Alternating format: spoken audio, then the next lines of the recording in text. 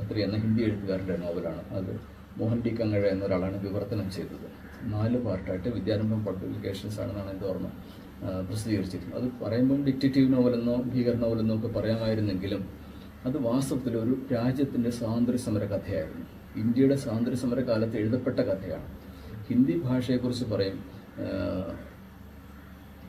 ദേവകിനന്ദൻ ഖത്രി എന്നൊരാളിൻ്റെ ചന്ദ്രകാന്ത എന്നൊരു നോവൽ വായിക്കാൻ വേണ്ടി ആൾക്കാർ ഹിന്ദി പഠിച്ചു.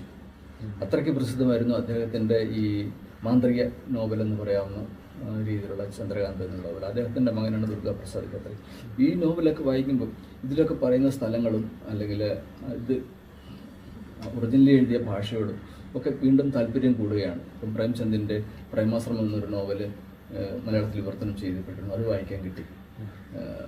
മൃഗനയിനി എന്ന് പറഞ്ഞിട്ട് വൃന്ദാവൻലാൽ വർമ്മയുടെ